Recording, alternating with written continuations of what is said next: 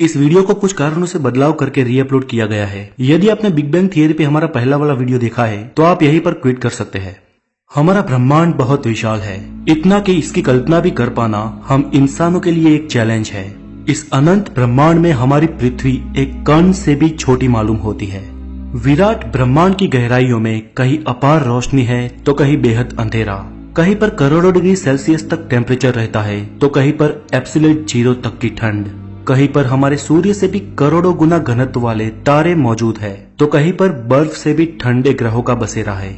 यहाँ कुछ जगहों पर जीवन का अस्तित्व है तो कहीं पर समय का भी अस्तित्व नहीं है। तो आइए हम इस विराट और अविरत ब्रह्मांड की उत्पत्ति के बारे में जानते हैं। मैं हूँ हितेश गिरी गोसाई और आज हम चर्चा करेंगे द बिग बैंग थियरी के बारे में। जब ब्रह्मांड की बात की जाए तो हमें ये जान लेना चाहिए कि ब्रह्मांड दो तरह के हैं।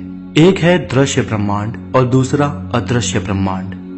दृश्य ब्रह्मांड वो है जिसे हम देख सकते हैं और जिसका सर्जन बिग बैंग के प्राथमिक रॉ मटेरियल से हुआ है, जैसे कि ग्रह, तारे, उल्का, गैलेक्सी, निहारिकाएं, डार्क मैटर, प्रकाश, गति, समय, गुरुत्वाकर्षण आदि।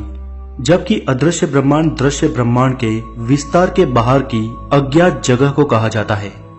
हमारे दृश्य ब्रह्मांड की सीमाओं के बाहर के अज्ञात और अदृश्य ब्रह्मांड में क्या है वो किसी को नहीं मालूम।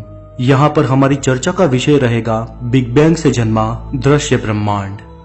दोस्तों, दृश्य ब्रह्मांड के इतने बड़े विस्तार के अंतर को नापने के लिए प्रकाश वर्ष का उपयोग किया जाता है। प्रकाश वर्ष ब्रह्मांड में दूरी नापने के लिए की जाने वाली गणना है।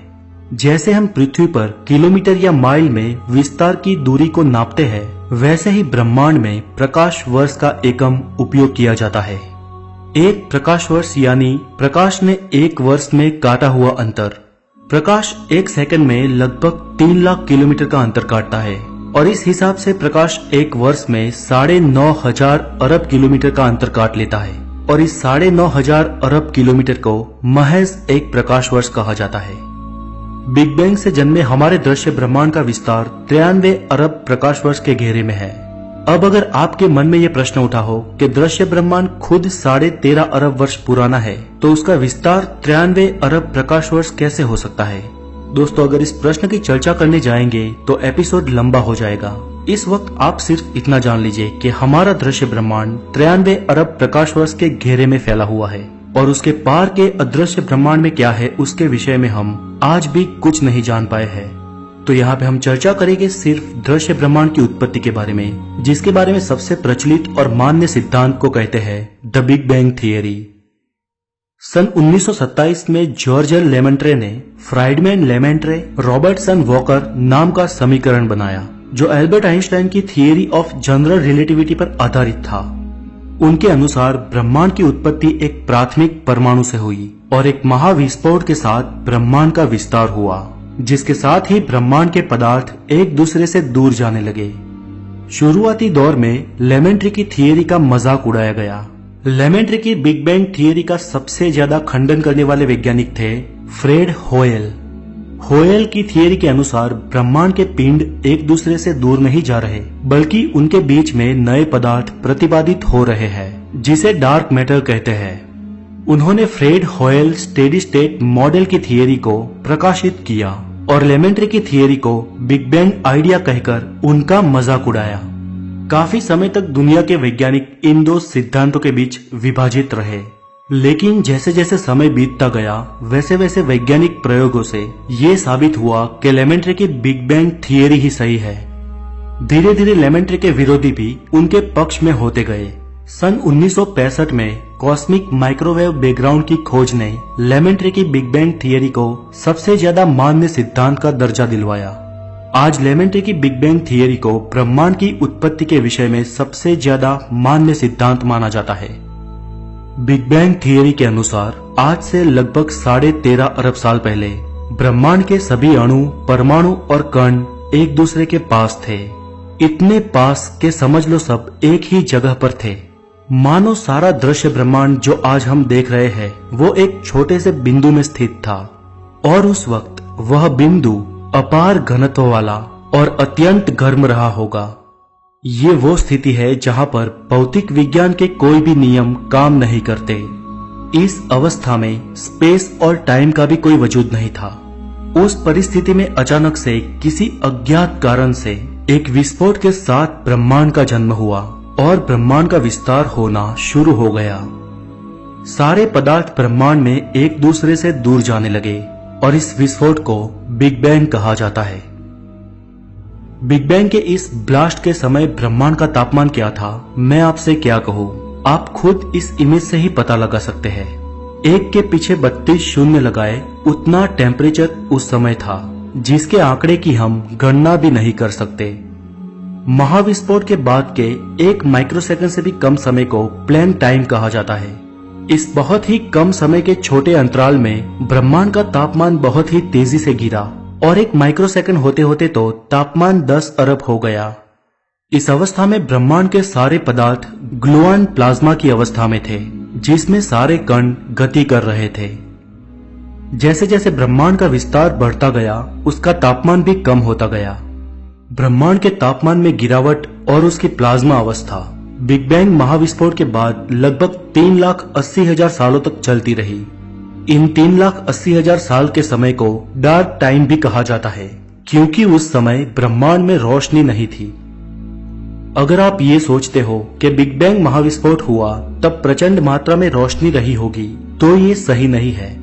ये बात सच है कि बिग बैंग को हम ब्लास्ट कहते हैं और उस समय तापमान भी अपनी चरम सीमा पर था, लेकिन सब कुछ अंधकार में था, रोशनी नहीं थी, क्योंकि ब्रह्मांड प्लाज्मा अवस्था में था और अभी तक ब्रह्मांड में फोटोन के कण फूटे नहीं थे। ऐसा लगभग बिग बैंग महाविस्फोट के बाद 3,80,000 सालों तक चलता रहा। इस डार्क टाइम में ही ब्रह्मांड की प्लाज्मा अवस्था में प्रोटॉन और न्यूट्रॉन बनने लगे और प्रोटॉन तथा न्यूट्रॉन के मिलने से ब्रह्मांड को अपना सबसे पहला अणु मिला, जो था हाइड्रोजन। हाइड्रोजन का ब्रह्मांड के निर्माण में बहुत बड़ा हाथ है, क्योंकि गुरुत्वाकर्षण के कारण हाइड्रोजन के मिलने से हीलियम के अणु बनने शुरू हुए और हाइड्रोजन के हीलियम में परिवर्तन होने से ब्रह्मांड को अपना सबसे पहला तारा या यूं कहे कि अपना सबसे पहला सूरज मिला और ऐसे ब्रह्मांड में कई और तारे बनने लगे और ब्रह्मांड रोशन और प्रकाशित होने लगा। इस तरह डार्क टाइम खत्म हो गया और बिग बैंग के पश्चात लगभग 4 लाख साल बाद ब्रह्मांड रोशन हुआ। धीरे धीरे बिग बैंग से निकले कॉस्मिक मैटर से और अणु बनते गए और ब्रह्मांड में ग्रह, उपग्रह, धूमकेतु और कई सारे अवकाशी पिंडों का निर्माण होना शुरू हो गया।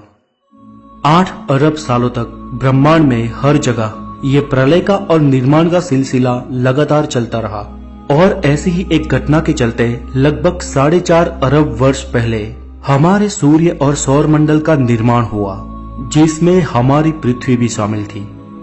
पृथ्वी पर जीवन की शुरुआत सौर मंडल के साथ ही लगभग 4.5 अरब वर्ष पहले पृथ्वी का भी निर्माण हो गया था। लेकिन जब पृथ्वी का जन्म हुआ तब पृथ्वी आज के जैसी और जीने लायक बिल्कुल नहीं थी।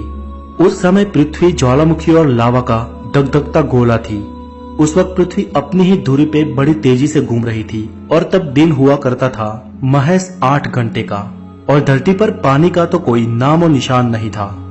लेकिन उस वक्त इस गर्म ग्रह पर हवा में भाप बनने लगा, उसके साथ H2O और कई सारे एलिमेंट्स बनना शुरू हो गए, जो बिग बैंग के रॉ मटेरियल से पृथ्वी के हिस्से में आए थे। धीरे धीरे लगातार भाप के कारण पृथ्वी पर बारिश होती रही और पृथ्वी ठंडी होने लगी। लाखों सालों तक गिरती हुई बारिश के कारण पृथ्वी पर नदियां, जलाशय और समुद्र बने और लगभग 3.5 अरब साल पहले पानी में हाइड्रोजन, ऑक्सीजन और कार्बन के मिलने से जीवन की चहल पहल होनी शुरू हो गई और धरती को अपने एक कोशीय जीव मिले, जो थे पैरामीशियम और अमीबा। इन सूक्ष्म जीवाणुओं के कारण आगे चलकर बहुकोशीय जीव बनने लगे और पृथ्वी पर धीरे धीरे जीवों की भरमार हो गई। आज के समय में ब्रह्मांड, आज हमारे ब्रह्मांड के जन्म को 13.5 अरब वर्ष से भी ज्यादा समय हो चुका है और इतने सालों से ब्रह्मांड अविरत रूप से बढ़ता रहा है। एक अनुमान के मुताबिक हमारे ब्रह्मांड में 200 मिलियन से भी ज्यादा गैलेक्सीज है और ब्रह्मांड में मौजूद तारों का तथा पृथ्वी जैसे ग्रहों का तो हिसाब लगा पाना ही असंभव है। वैज्ञानिकों के मुताबिक आज ब्रह्मांड में सिर्फ हमारी पृथ्वी पर ही नहीं, लेकिन करोड़ों और जगहों पर भी जीवन मौजूद होगा।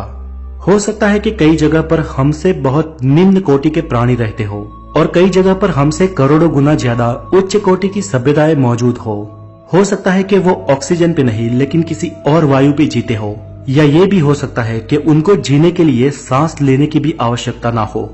यह भी संभव है कि वो हमारी तरह अन्न पर ना निर्भर होकर किसी और चीज का आरोहण करते हो, या ये भी हो सकता है कि वो हमसे बहुत ज्यादा शक्तिशाली या हमसे बहुत ही निर्बल हो।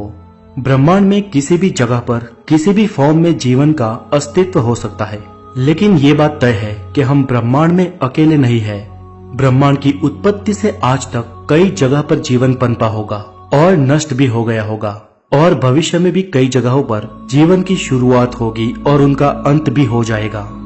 ब्रह्मांड में कोई भी चीज स्थिर नहीं है, वैसे ही कोई भी वस्तु निरंतर भी नहीं है। हर एक चीज का समय है, किसी का बहुत थोड़ा तो किसी का अति लंबा समय। लेकिन ये निश्चित है कि ब्रह्मांड की हर एक वस्तु का एक ना एक दिन अंत जरूर होगा। स्वयं ब्रह्मांड का भी अंत होगा, लेकिन उससे सब कुछ खत्म नहीं हो जाएगा, क्योंकि अंत के बाद एक नई शुरुआत होती है और प्रलय और निर्माण की ये परंपरा हमेशा के लिए चलती रहेगी। अगर आपको ब्रह्मांड की सभ्यताओं के बारे में और ब्रह्मांड का अंत किस तरह से हो सकता है उसके बारे में जानना है तो डिस्क्रिप्शन में दी गई लिंक पे जाके आप उन वीडियोस को देख सकते हैं।